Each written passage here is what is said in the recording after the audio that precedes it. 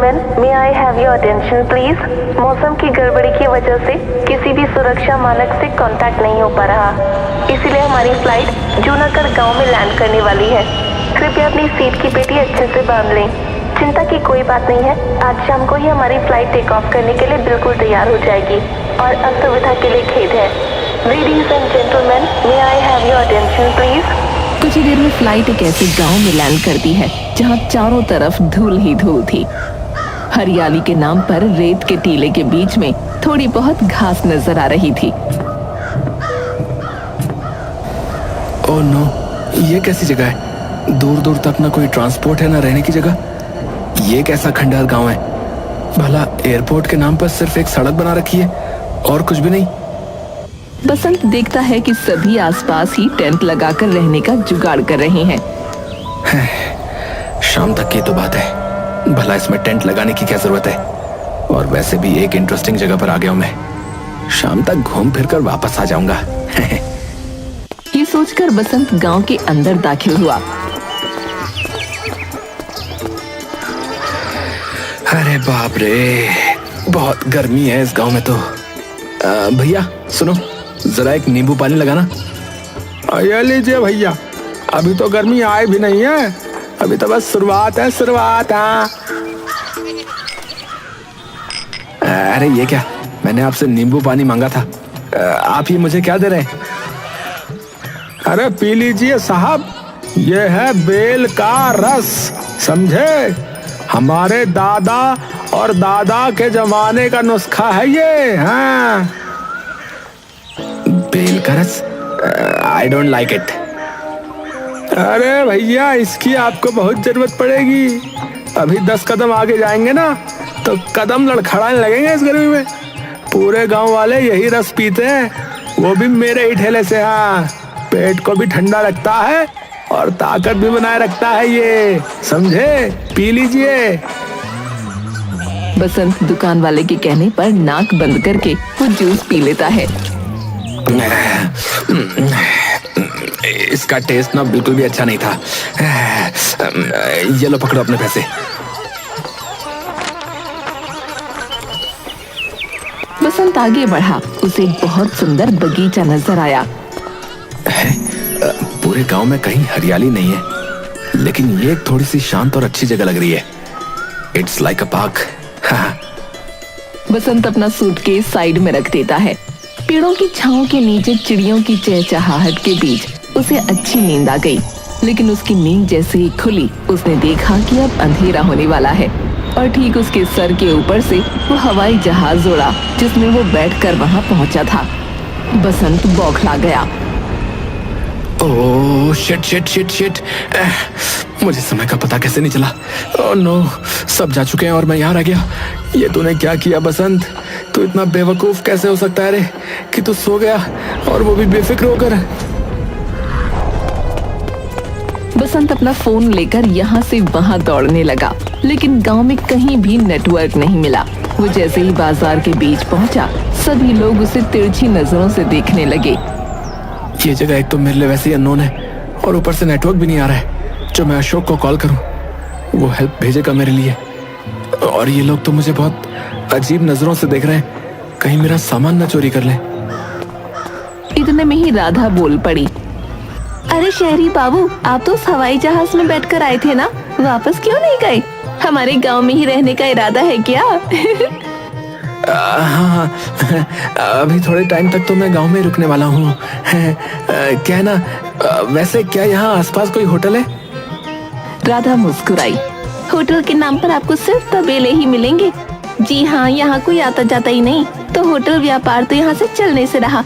लगता है आप गलती से यहाँ रह गए, वरना ऐसी ऊट पटांग बातें तो यहाँ रुकने वाला कोई नहीं करेगा। गांव में होटल का क्या काम? बसंत और भी ज्यादा टेंशन में आ गया। अरे साहब, आप चिंता मत कीजिए, हम लोग अपने मेहमानों का अच्छा ख्याल रखते हैं। मैं आपको गेस्ट हाउस ले जाता हूँ। Oh my God, very impressive.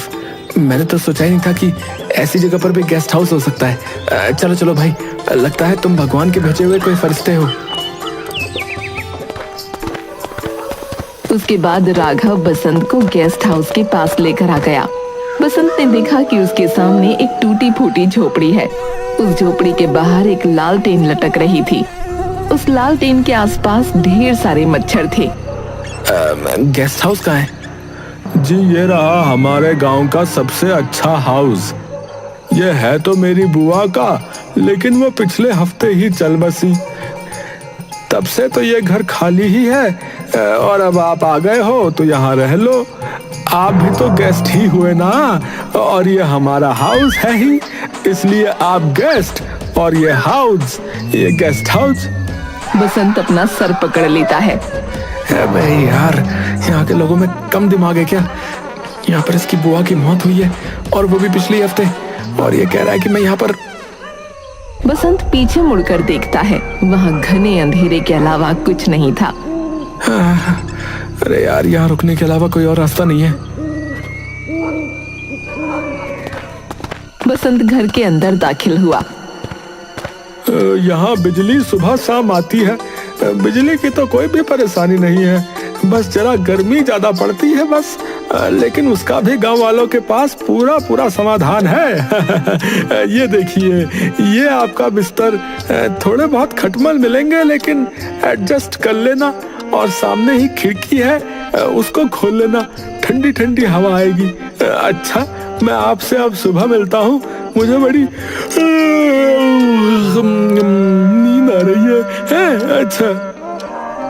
ये बोलकर राघव वहाँ से चला गया। बसंत भी बहुत थका हुआ था, इसलिए वो भी सो गया। अगली सुबह जब वो उठा, ओह शिट यार, आज भी मेरे फोन में नेटवर्क नहीं आ रहा है। बिस्तर के खटमलों ने तो मेरा पूरा खून ही चूस लिया। बड़ी गर्मी भी लग रही है यार। ऐसा कहते हुए बसंत झोपड़ी से बाहर गया। उसने देखा गौशाला के बाहर कुछ बच्चे खेल रहे हैं। उन सभी ने एक छोटा सा स्विमिंग पूल बनाया था, लेकिन उसके अंदर पानी नहीं, गोबर था। अबे छी छी छी छी, ये बच्चे गोबर में क्यों नहा रहे हैं? अरे काका, आप भी नहाओ। गोबर में नहाने से पूरा शरीर साफ हो जाता है, और सबसे अच्छी बात, ये बहुत ठंडा होता है। बड़ा मजा आता है इसमें नहाने में। कि तभी शरारती बच्चे ने एक बाल्टी में गोबर का पानी भरा और बसंत के ऊपर फेंक दिया। हमारी बातों पर यकीन नहीं था ना, अब तो यकीन आ गया कि गोबर से नहाने से दिमाग और शरीर दोनों ठंडा हो जाता है। बसंत भागता हुआ एक हैंडपंप के नीचे बैठ गया। अरे अरे नहीं, जल्दी से हैंडपंप चलाओ, जल्दी से पानी डालो मेरे ऊपर। इतना गंदा गंदा गोबर गया है मेरे शरीर पर। छी छी छी छी छी। अरे शहरी बाबू, बच्चों ने तुम्हारा भी दिमाग ठंडा कर दिया क्या? नहाओ नहाओ, अच्छे से नहाओ। पानी से नहाने के बाद मैं तो अच्छे से साफ हो गया, लेकिन गोबर की बदबू अभी तक आ रही है। अपने पीछे देखिए, वो अम्मा कितने प्यार से अपने घर को मिट्टी से लेप रही है। ये क्या हो रहा है? लगता है गांव के लोगों को गोबर से बहुत प्यार है। अरे सब गोबर को अगर अपने घर के बाहर लगा देते हैं तो घर के अंदर बिल्कुल एयर कंडीशनर से भी ज्यादा ठंडक रहती है। मुझे पता है आपको भी अच्छे से नींद नहीं आई रात को, इसीलिए मैंने राघव को बोल दिया था। उसने अपनी बुआ की झोपड़ी की दीवारों को अब तक तो गोबर से लेप दिया होगा। ये सुनते ही बसंत भागकर झोपड़ी के पास गया। वेरी गुड, मुझे यहाँ पहुँचने में देर हो गई और ये रहने की आखिरी जगह भी गोबर से भर गई। शाबाशी दीजिए, आपकी खातिरदारी करवाने के लिए देखो पूरी दीवार को गोबर से लीप दिया है। हाँ, अब आराम से सोना है, कोई मच्छर वच्छर नहीं, कोई गर्मी नहीं। अरे लगता है सबके सब गांव वाले पागल हैं। बसंत उस बगीचे में पहुंच गया जहां उसे चैन की नींद आई थी। वो एक पेड़ के नीचे खड़ा होकर अपने फोन में नेटवर्क तलाश रहा था कि तभी उसके ऊपर पानी की कुछ बूंदें गिरी। अरे इतनी कड़कती धूप के बीच ये ठंडी ठंडी पानी की बूंदें कितनी अच्छी लगती हैं। गांव के तो हैंडपंप से भी उबला हुआ पानी निकलता है, पर ये पानी कितना ठंडा है। ऊपर वाले को मुझ पर तरस आ गया और उसने मुझ पर पानी की बौछार कर ही दी। राहत की सांस लेते हुए बसंत ने ऊपर देखा। वो देखता है कि एक इंसान पेड़ पर बैठकर छींक रहा है। उसकी छींक का पानी ही बसंत के ऊपर गिर रहा था। छी छी छी छी, ये चीख रहा था और मैं क्या क्या सोच रहा था। अरे ओ पागल, तुम पेड़ के ऊपर क्यों चढ़े हुए हो? अगर पैर फिसला ना तो सीधे पेड़ से भी ऊपर जाओगे। अरे भैया भैया, पेड़ के ऊपर बैठकर बड़ी ठंडी ठंडी हवा आती है। आहा, आज तो बड़ी धूप है, शाम को आता हूँ यहाँ पे। है हट जाओ मेरे नीचे थे, वरना तुम्हारे ऊपर ही कूद जाऊंगा मैं। जय हनुमान। बसंत फौरन अपने कदम पीछे लेता है। वो देखता है कि इतने ऊंचे पेड़ से उस आदमी ने एक ही छलांग में जमीन पर कदम रख दिया। कैसा गांव है ये, जिसे देखो कोई ना कोई गर्मी से बचने का नुस्खा ही बताए चला जा रहा है। कभी बोलते हैं पेड़ पर चढ़ जाओ, कभी बोलते हैं गोबर से नहा लो। गांव के दिमाग में भी गोबर है। छी छी छी छी, पहले तो मुझे जल्दी से दोबारा नहाना होगा। बसंत अपनी झोपड़ी के पास पहुंचा। उसने देखा कि बाथरूम की कोई सुविधा नहीं है। हैंडपंप के पास बैठकर ही नहाना होगा। एक तो इतनी कड़कती धूप, ऊपर से धूप में बैठकर नहाना। ओह माय गॉड, कब निकलूंगा मैं इस गांव से बाहर। इतनी कड़कती धूप में पानी भी बहुत गर्म हो चुका था, लेकिन बसंत को उसी से नहाना पड़ा। नहाने के बाद जब वो अपनी झोपड़ी में गया तो उसे बहुत अच्छा महसूस हुआ। लगता है राघव झूठ नहीं कह रहा था। इस गोबर वाले घर के अंदर तो सच में बहुत ठंडक है। एक्चुअली यहाँ की हवा भी अब साफ लग रही है और गोबर की तो बदबू भी नहीं रही। इम्प्रेसिव। बसंत को बहुत अच्छी नींद आई। शाम को जब वो गांव वालों के बीच पहुंचा तो उसने देखा कुछ लोग शरबत पी रहे थे। अरे ये तो वही शहरी बाबू है। अरे यहाँ आओ शहरी बाबू, ये लो शरबत पियो। नो थैंक्स, मुझे नहीं चाहिए। अरे बाबा, नाक बंद करो और सुलग जाओ, बता रहे हैं। ये सत्तू का जूस गर्मी के लिए बहुत अच्छा होता है। हाँ, पियो पियो, मजा आएगा। गांव वाले जबरदस्ती बसंत को सत्तू का रस पिला देते हैं।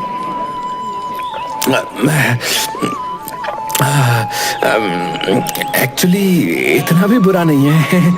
इसमें नींबू का जो टेस्ट है ना, वो बहुत ही टेस्टी है। एक अच्छा फ्लेवर आ रहा है। प्याज और मिर्च को बारीक बारीक काटा गया है। हाँ, बहुत अच्छा, बहुत अच्छा।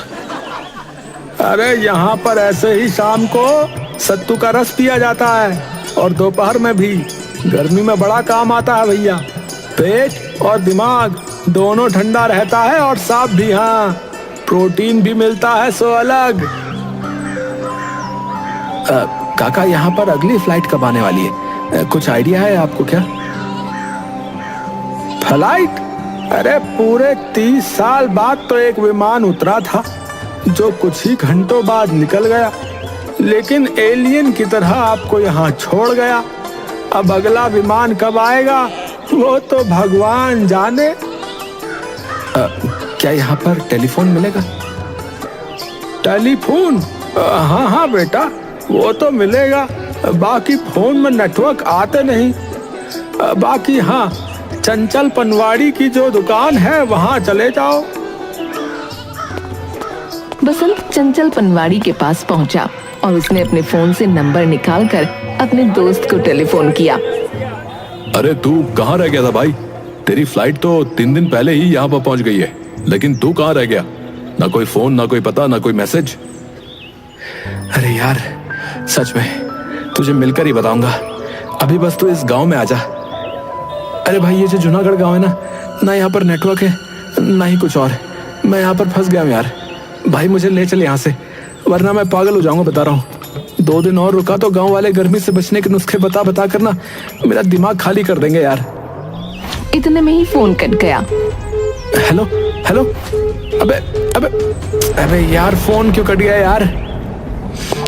भैया बस आपका समय यहीं तक था भैया, बिजली जा चुकी है, ठीक है? अरे लेकिन राघव ने कहा था कि सुबह शाम बिजली आती है। मेरी उस झोपड़पट्टी में तो बिजली का कुछ है ही नहीं जो मुझे पता चले, लेकिन गांव में तो सुबह शाम आती है ना। बिल्कुल सही कहा, सुबह शाम ही आती है। आपको सुनने में गलती हुई है। उसने सुबह शाम ही कहा, लेकिन आपने सुबह से शाम सुना।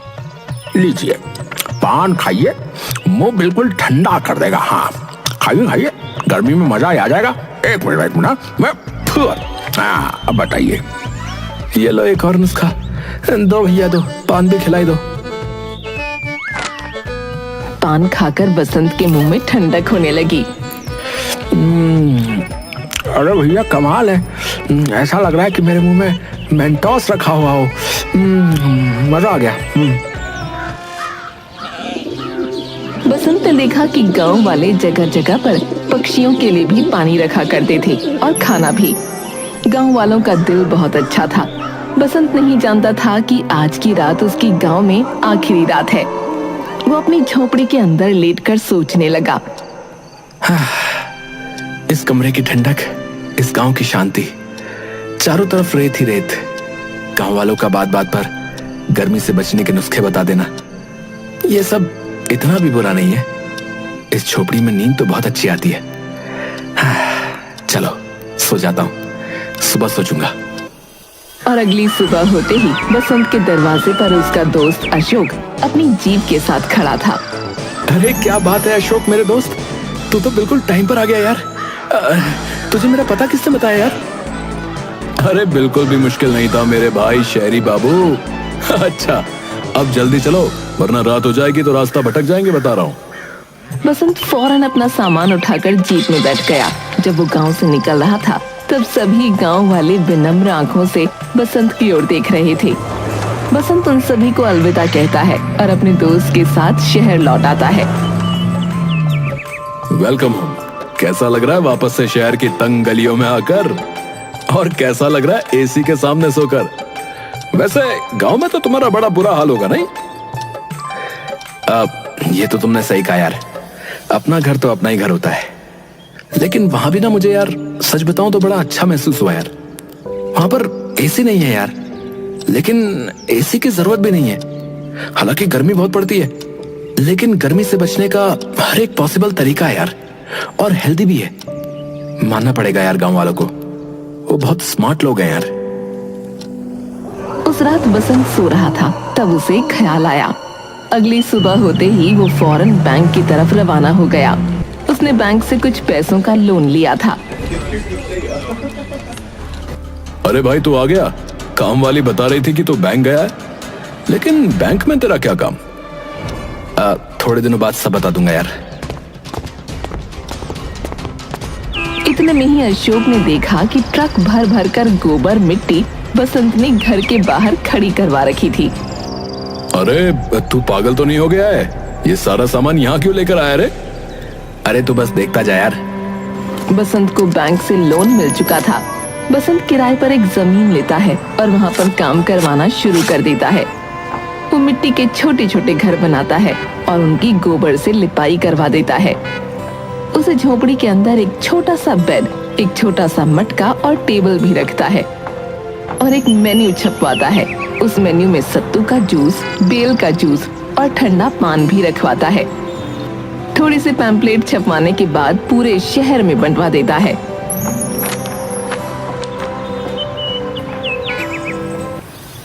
अबे यार लगता है भाई तू पागल हो गया है। आजकल 5 स्टार के जमाने में तेरे इस विलेज होटल में कौन आना चाहेगा रे? मिट्टी के घर में कौन रहना पसंद करेगा यार? और ये मेन्यू में क्या है? ओ बेल का जूस। भाई ये क्या है भाई? इतने में ही बसंत के पास कस्टमर का कॉल आता है। जी हमने आपका पैम्फलेट देखा और हमें बड़ा ही यूनिक लगा। अब क्या है ना कि हम और हमारे बच्चे हर साल गांव तो नहीं जा पाते, पर आपने गांव का मजा शहर में ही दिलवा दिया, तो मजा आ गया। जल्दी से बता दीजिए कि आपके प्राइसेस क्या हैं? और ऐसे ही एक एक करके कस्टमर्स की लाइन लग गई। कुछ समय पहले तो कह रहा था भाई कि मैंने ठीक नहीं किया। अरे मान गए गुरु, मजा आ गया यार। बहुत अच्छा बिजनेस सेटअप तैयार कर दिया यार तुमने तो। इतना अच्छा आइडिया आया कहां से? ये सब जूनागढ़ गांव वालों की वजह से है यार। तुम देखना, उस घर में जो भी गेस्ट आएंगे ना, खुशी से पागल हो जाएंगे। गर्मी का ऐसा इंतजाम कर रखा है कि वो भूल जाएंगे कि मार्च है या दिसंबर। गांव वालों की बदौलत बसंत को एक बहुत अच्छा बिजनेस आइडिया मिल चुका था और भगवान की दुआ से उसका बिजनेस धीरे धीरे अच्छा हो रहा था। कुछ ही समय बाद बसंत ने बैंक से लिया हुआ लोन भी चुका दिया और इस बिजनेस को खूब आगे बढ़ाया। लोगों को गर्मी से बचने के लिए नुस्खे बहुत रास आ रहे थे।